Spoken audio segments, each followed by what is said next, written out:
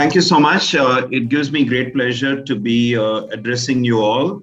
So this is the presentation I intend to give. Basically, I thought I'll redo a presentation I had given before with a bit of a twist. That was a presentation on the past, present, and future of AI. So I modified it for the purpose of this event. So essentially, digital transformation, since it's the topic of the day, and a few of the opening session speakers have already referred to it, I thought I'll get into a bit more of the details about why organizations exist and what do they try to do as they continue their existence. And as was mentioned by one of the speakers earlier, if you don't change your way of doing business in this day and age, you could easily be put out of business, and Circus City was the example that was given. So in other words, organizations are going to be continuously looking at various key performance indicators. That could be revenue, profit, profit margin, return on investment, and on. How well the people are performing in terms of productivity, which could be measured through things like revenue per employee.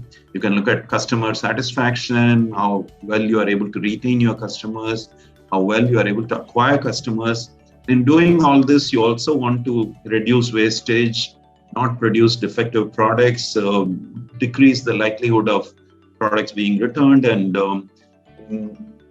all this, of course, humans are involved, and so you want to reduce employee turnover because retraining or training a new employee takes a lot more effort than continuing to have an employee and maybe even retraining that person to do some slightly different job and things like that. Of course, companies want to expand. That's the name of the game. That could be by upselling other products to increase market share. You could do branding. You want to increase the demographic coverage from addressing only children. You want to address adults also.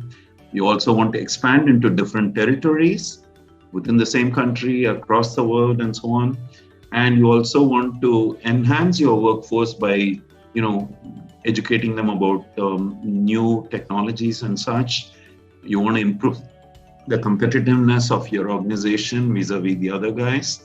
And of course, in doing all this, a lot of innovation or adaptation to the changed circumstances and so on are important to, if not prosper, at least survive. And of course, this can be done by introducing new products and services, and also you can enhance the customer experience by various means, by taking advantage of the social media and so on. So there are various traditional methods that people have used over the decades to accomplish the points made in the previous slide. And those have to do with, Western companies moving into countries like India and China and elsewhere in order to take advantage of cheaper labor and labor arbitrage and things like that. You could also use better management techniques, train your workforce better and such. You can do studies in order to, depending on what kind of business you are in, improve the productivity by time and motion studies, if it's like an assembly line type of operation, or with more complicated things, so you could change the workflow, the business process that's in use in order to reduce certain inefficiencies and so on. Do just-in-time manufacturing, just-in-time ordering, and things like that. Of course, you still have to worry about disastrous situations like COVID coming in and messing up all these carefully laid out plans, like just-in-time manufacturing, for example. So you have to accommodate any unforeseen circumstances in doing all this. But if you look at the modern methods, what do they involve? As has been mentioned already, it involves digital technologies and digital transformations. And you leverage, to the extent possible, digital automation, which might involve using robots, IoT devices, 3D printing, and on, right? CAD tools and virtual reality, augmented reality, simulating things before actually building, thereby having a lot of cost savings and not make mistakes and so on. Um, Face recognition technology, which is being employed even in schools in India. The Tamil Nadu e-governance agency recently did a pilot, and it's been quite effective in attendance taking by making the kids just go past the camera and not waste the time of the teacher in going through the laborious name calling and so on. Of course, natural language processing is another one of those ideas that allows different languages to be supported in a way where the consumers don't have to be very knowledgeable about using IT devices and such, because they can now speak and ask for the services they need. Of course, smartphones with the appropriate usability characteristics have taken over even the less developed world in a big, big way. And so, along the spectrum of digital technologies comes the revived, interest and focus and all that in artificial intelligence and the associated technologies. A lot of which is software, but also there are special purpose hardware devices that have been built in order to make these AI systems perform very well. So AI has been, as a result of all the last many years of effort, after some of the unexpected disappointments of AI after it was established as a field more than 40 years ago, it's had a great deal of success of late, and it's now considered a central enabler for digital transformation in many industries. Of course, when you look at organizations, they are not all of the same kind. And data is an important aspect of leveraging AI. You have small organizations, big organizations, business to business versus business to consumer, people to people, government to government, government to people. All of these different types of organizations and their clientele makes a huge difference with respect to what techniques that might work in one environment will or will not work in another environment. And you also, in the midst of all this, have the profit-oriented organizations versus the non-governmental organizations versus governmental organizations, private and public sector, and so on. So don't always get carried away by looking at what the Facebooks of the world and the Twitter and Google and so on are up to. By the way, since there wasn't an elongated introduction, I come from Silicon Valley. I spent 4 decades working at IBM Research. I just retired at the end of June, and I'm currently actually sitting in Singapore as a visiting professor at National University of Singapore. And so I'm very much aware of what the San Francisco Bay Area companies have done over the last many decades. And sometimes people take them too much at face value and think that what applies to them applies to every company in the world. And that's not at all true. And so to that extent, we need to be conscious of the fact that the business models vary. A lot of them provide free services, but then they make money by doing advertising. So be aware of the fact that in environments where vast amounts of data is available to train your machine learning algorithms and such, you might have a lot more success with automated ways of doing these things. So the currently very popular deep learning ideas rely extremely on vast amounts of data being available to train the algorithm, to form the neural network. That is not necessarily the case at all in smaller organizations where the amount of data is a lot less, especially, for instance, in a B2B kind of environment. But even other kinds of organizations with end users being in the picture might not have the kind of volume and might not be so homogeneous in the kind of people that they deal with. So you really need to temper the hype that you might hear from the media or the academics or the Web 2.0 kind of companies like Google and so on, as well as some consultants who might push some of the ideas that have worked very well in such environments. Recognizing cats in images is not the most interesting real world problem to be solved. So don't go by algorithms that do very well in some kind of benchmark that is more an academic in nature kind of benchmark than what applies in your particular environment. So in other words, AI is not a panacea, and in particular, equating AI to machine learning is the wrong thing to do. And in any case, the thing to keep in mind is that good data is still at the core of all this sort of attempts to transform companies and organizations and so on. And it's been said that data is the new oil.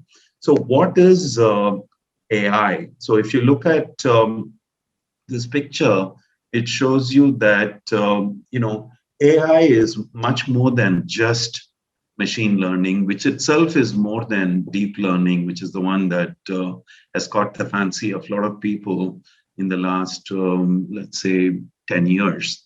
Even one of the more recent years Turing Awards went to the three people who were the pioneers in this space. But there is a lot more to AI. And in this context, I'd like you to go look at this presentation by Arvind Narayanan, who is a faculty member at Princeton. And he's talked about how to recognize AI snake oil. Why is there so much AI snake oil? Because these days, all sorts of organizations are trying to rip off the rest of the world by claiming that they have an AI algorithm to do something. There are even people who say things like, oh, I can look at the face of an applicant and determine whether or not that applicant that's looking for a job in your organization will do well or not. This is something like, people believing in astrology and this and that kind of way of deciding whether or not somebody will be a good fit. And so I let you go look at this presentation in greater detail that Arvind Narayanan has put together. So you can ask at a more mundane level, what is AI? Where does it apply? After all, bulk of AI is software algorithms. Yeah, there is a little bit of special purpose hardware there, as I mentioned. But if you look at any place where software comes into play, AI kind of techniques could apply there in order to improve the sorts of metrics that I mentioned at the beginning. This could be like self-managing systems and so on. So over the decades, AI, which was in a sense born in 1956, just around the time I was 1 year old, with the holding of this particular conference called the Dartmouth Summer Workshop. If you look at the history of AI, the kinds of things people have worked on, initially it was related to heuristic search for problem solving, syntactic computational linguistic, checker playing programs, and so on. And later came this whole notion of knowledge-based systems, expert systems goals being to match or exceed humans. And then came this idea that for software systems to be able to mimic human behavior, they need to be educated about facts in the world, common sense knowledge, distinction between human beings versus animals, or things that move versus things that don't move, the hierarchy, something like student is in a university and faculty members are also in a university. They together constitute an educational ecosystem, things of that nature. So there was this project called Psych where they tried to codify all the world's knowledge. Of course, it's an impossible task. This goes far beyond what your encyclopedias and such have done. So here are some slides that Raj Reddy showed at an event in Shanghai in November 2017, where he talked about the major breakthroughs that happened in the 20th century in the area of AI. By the way, he was the first person, along with another one at Stanford, to be given the Turing Award for AI, and he got it in 1994. He was in the first batch of PhDs coming out of Stanford, and he's the only Indian to have won the Turing Award in all the years it's been given. And so he uh, said at the time he had initially worked on some of the things that are listed here. For example, when he was at Carnegie Mellon after his PhD, he was the main guy behind speech recognition as well as robotics, which CMU is very well known for. And he thought before he dies, certain problems will not get solved. And then he said at this presentation in Shanghai, to his surprise, a lot of those problems got solved. And he was then trying to explain why that happened. And his point was that because of the amount of data that became available with the internet and various things, IoT devices and so on, and the algorithmic advances as well as hardware advances, CPU capacity and memory and such, even disk storage and so on, those were the enablers for some of the revolutionary things that came about. And of course, all this, what needs to be kept in mind is that companies in a country like China are all feeling that they are now going to be able to do the sorts of things that are going to enable them to do one-upmanship on the Western countries' companies in the area of AI. Why do they think that? Because they are saying, with the initial focus that Alibaba and Baidu and all these Chinese companies have had, Tencent, on the Chinese market, given the size of the population of China and the homogeneity of it, and the fact that they supported the Chinese language almost to the exclusion of anything else for a long, long time, they have data on the kind of people that they say will be more applicable to the people in India and Africa, given the economic status and such of those sorts of people, than what the Western companies have, based on primarily America and Europe and such places. And so to that extent, they feel that they have the wherewithal and the data backing it that will enable them to do a much better job. And so they are having even some of the companies focusing on self-driving cars, where I was not even aware, for instance, that Baidu was into self-driving cars. So this talk by the then COO of Baidu was a fantastic one, and I recommend that you guys go look at the link I have in this presentation. Impact of AI is everywhere, and I won't dwell too much on it, but the focus now by a lot of the people working on AI-related topics is to go from AI that's specifically for a certain domain, like self-driving cars or household robots versus industrial robots, also voice-based assistants and so on, to being able to develop algorithms that have much broader applicability.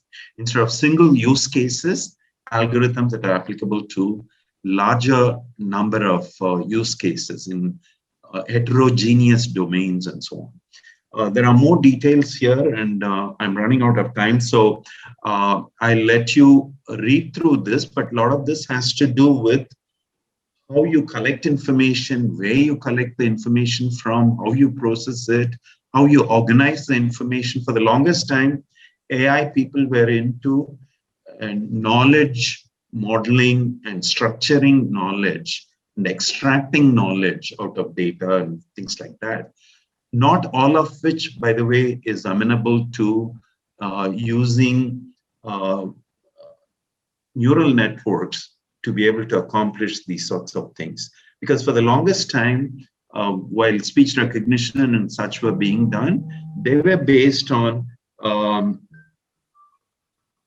they were based on semantics and syntax and even phonetics and all that being taken into account, even the measurement of the frequencies and such, which was a more domain-specific way of uh, organizing your algorithm to detect speech and even to do translation from one language to another and so on.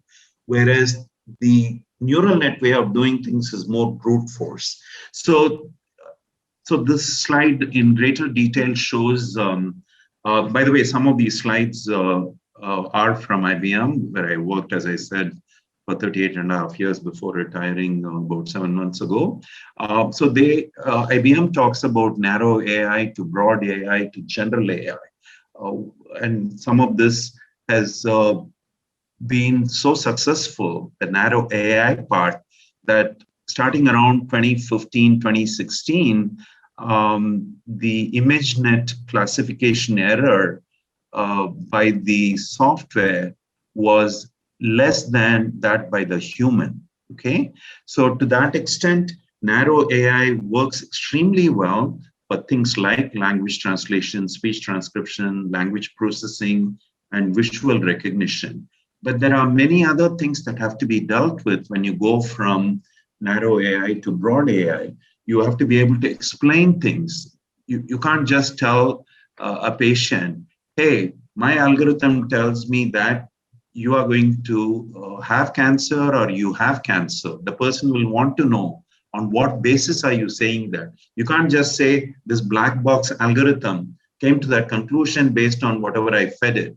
So people have to be able to, when you deny somebody a loan, tell them precisely what are the reasons as to why you denied them a loan. Otherwise, you can have lawsuits. There are also other ways of tweaking the input data in a way to conclude, for instance, a stop sign being thought of as a slow speed domain. So this could cause accidents. So there are various things that have to do also with, if you train the algorithms only on white people, and then you present the image of a black person, all sorts of crazy things happen. There is a famous case where this person was recognized as a gorilla. And also, as I mentioned at the very beginning, if you don't have vast amounts of data to train your neural net-based algorithms, you need to come up with a different way of using small amounts of data to be able to train. And so the amount of training you have to do and human involvement, labeling of the data and so on will be more elaborate. And at the same time, there is also work going on in the physics of AI, which has to do with new materials being used, new kinds of ideas being made use of. For instance, this slide shows you how much the requirements with respect to processing capacity are growing by leaps and bounds with respect to the AI kind of workloads. And these are the sorts of growth requirements that cannot be satisfied by traditional von Neumann kind of algorithm, hardware developments. And so people are talking about now even reducing precision, because a lot of these algorithms don't require full precision. Yeah. I still have a few minutes, right? Yes, sir. So analog computing is also being thought about. So this one shows how by reducing the precision of the computation, you can now bring to bear more processing capacity and solve much bigger problems. There are even people working on making use of computation being done closer to where the data is, in the sense of in the memory itself, by making use of phase change memory circuitry to even do some aggregation of data. Instead of dragging the data all the way from memory into the processor, ALU and such units, you can reduce the data traffic and thereby handle more of it. So I will uh, just flip through a couple more slides. From core AI to trusted AI, the movement requires dealing with fairness, explainability, robustness, and transparency. Transparency says you should be able to demo that you are not doing anything bad, that you are treating people equally well, and things like that. And then to go to scalable AI means employing AI technologies, even with respect to the way these algorithms themselves work or database systems work. This slide shows you what it takes to go from today's situation to the future, where you want to be able to do AI for business with less data and different kinds of algorithms and different types of hardware support, and even in the application domain, what you are trying to do. Using AI for AI in order to operationalize AI to scale, data automation, data science automation, how to make even database systems self-governing and things like that, not having to make the database administrators have to decide what indexes to define and things like that. A lot of this has been also driven by cloud requirements. When you put a lot of data on the cloud, Amazon and such people don't want to have too many knowledgeable people that are expensive to have to manage all that. So they've come up with all sorts of nice ways of doing these things. And there are various trends that I'll let you read through this slide. So in summary, there is a lot more work to be done, and you have to now, depending on your money and such availability in your particular organizational context, and also the specific industry segment and the kind of customers you have, the amount of data you have, the kind of data you have, and so on, decide on what applies to you and what doesn't apply to you. Thank you for the opportunity, and all the best for the new university. And since I'm an advisor in the Kerala Blockchain Academy, hopefully my involvement will continue even as the institute becomes a university. And best wishes to Saji Gopinath and the rest of the folks. And thanks for giving me this opportunity.